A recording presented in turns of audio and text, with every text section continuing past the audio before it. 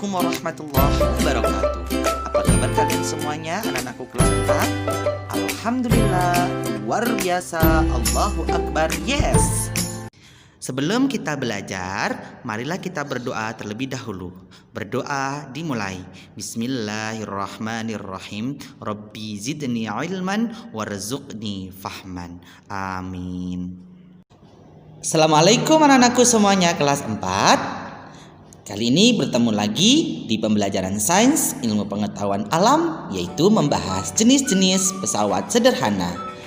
Di bagian satu ini kita akan membahas tentang jenis-jenis pesawat sederhana. Di antaranya yang pertama adalah pengungkit atau tuas, bidang miring, katrol, dan roda berporos. Kita bahas yuk, apa sih pesawat sederhana? Pesawat sederhana merupakan alat-alat sederhana yang digunakan untuk memudahkan pekerjaan manusia. Pesawat sederhana bekerja dengan mengurangi gaya otot yang dikeluarkan oleh manusia. Jadi untuk mengurangi beban ya.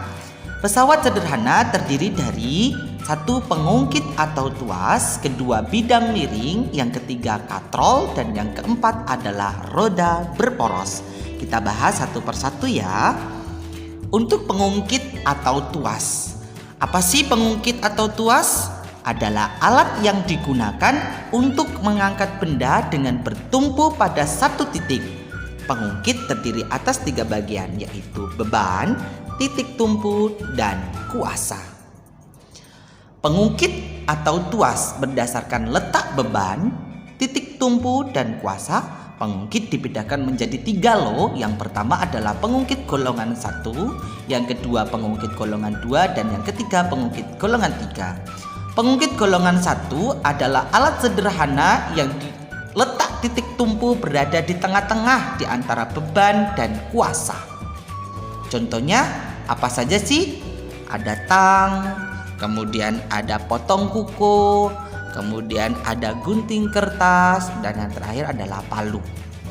Nah, itu termasuk contoh-contoh golongan 1. Yang kedua, pengungkit golongan 2 adalah alat sederhana yang letak beban berada di tengah-tengah di antara titik tumpu dan kuasa. Jadi bebannya di tengah-tengah. Apa saja contohnya? Yang pertama adalah pembuka tutup, yang kedua adalah gerobak sorong. Selanjutnya kita lanjut ke pengungkit golongan 3. Apa sih pengungkit golongan 3? Yaitu alat sederhana yang letak kuasa berada di tengah-tengah di antara titik tumpu dan beban. Apa contohnya? Pertama ada stapler, yang kedua adalah sumpit, yang ketiga adalah catut, dan yang keempat adalah screw atau skop. Selanjutnya kita akan membahas tentang jenis pesawat sederhana, yaitu bidang miring.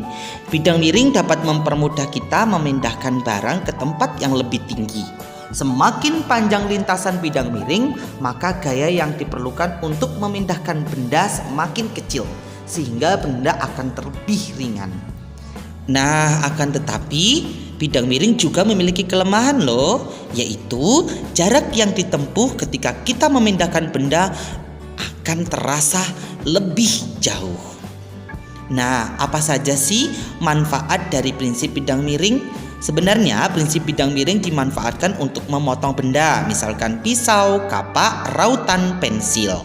Selain itu, pada prinsip bidang miring yaitu berguna untuk memudahkan kita memindahkan barang ke tempat yang lebih tinggi. Contohnya yaitu menaikkan benda ke mobil. Jalan di pegunungan termasuk bidang miring. Jalan di pegunungan biasanya dibuat berkelok-kelok untuk mengurangi gaya ketika menaikinya. Selanjutnya, tangga di rumah merupakan juga bidang miring yang bertujuan untuk mempermudah kita menaiki dan mengurangi gaya ketika naik ke lantai berikutnya. Nah, selanjutnya kita bahas tentang pesawat sederhana, yaitu katrol ya. Katrol merupakan roda dengan dilekukan pada tepi sebagai tempat tali atau rantai. Katrol digunakan untuk mengangkut atau memindahkan benda yang berat ke tempat yang sulit dijangkau. Semakin banyak katrol yang digunakan, maka usaha yang digunakan akan semakin kecil. Benda akan lebih terasa ringan. Nah, itulah pengertian dari katrol. Jadi, katrol juga mempermudah atau memperingan pekerjaan manusia. Berdasarkan jenis katrol dibedakan menjadi 3 ya, yaitu katrol tetap, katrol bebas, dan katrol rangkap atau majemuk. Kita bahas satu persatu ya anakku semuanya tentang beberapa jenis katrol tadi. Yang pertama adalah katrol tetap. Katrol tetap merupakan katrol yang tidak mengalami perubahan pada posisinya ketika digunakan untuk memindahkan benda. Jadi katrol tadi tidak akan berpindah ya, itulah katrol tetap. Sekarang kita bahas tentang katrol bebas. Katrol bebas merupakan katrol yang mengalami perubahan pada posisinya ketika digunakan untuk memindahkan benda. Ketiga, kita bahas tentang katrol rangkap. Katrol rangkap atau majemuk adalah perpaduan antara katrol tetap dengan katrol bebas yang dihubungkan dengan tali. Tuh, gambar-gambar contohnya itu katrol majemuk ya.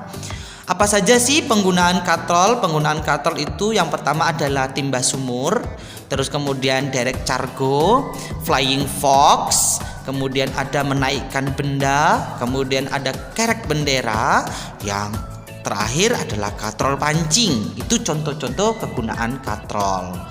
Selanjutnya kita akan membahas bagian yang keempat dari pesawat sederhana, yaitu roda berporos. Roda berporos adalah pesawat sederhana yang memanfaatkan gerakan berputar roda yang berpusat pada porosnya.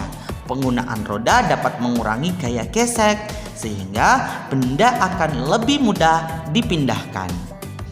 Nah, contohnya apa saja sih? Yaitu ada roda, kemudian ada gear, ada setir mobil, kemudian ada kincir raksasa, kemudian ada kursi roda, kemudian ada pelek sepeda.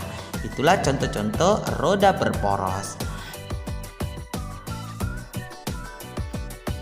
Selanjutnya anak-anakku semuanya, Bapak informasikan catatan pentingnya ya. Yang pertama adalah pesawat sederhana adalah alat-alat sederhana untuk memudahkan pekerjaan manusia. Kedua, pesawat sederhana itu terdiri dari pengungkit atau tuas, bidang miring, katrol, dan roda berporos. Nah, selanjutnya adalah catatan pentingnya yaitu tentang pengungkit atau tuas. Ada 3 jenis ya, ada singkatannya biar ngafalinnya mudah. Yang pertama adalah pengungkit jenis pertama itu singkatannya BTK.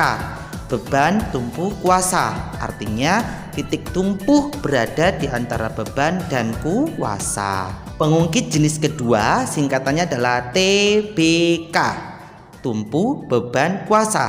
Cara membacanya adalah, jadi jenis kedua itu titik beban berada di antara tumpu dan titik kuasa. Jenis pengungkit yang ketiga adalah TKB, tumpu kuasa beban. Cara menghafalinya adalah titik kuasa berada di antara titik tumpu dan titik beban. Selanjutnya kita bahas tentang pesawat sederhana jenis katrol ya. Ternyata jenis katrol itu ada 3 jenis loh, yaitu katrol tetap, katrol bebas, dan katrol majemuk.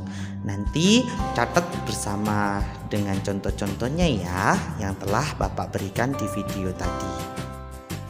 Baiklah anakku semuanya, demikianlah pembelajaran sains hari ini. Semoga bermanfaat.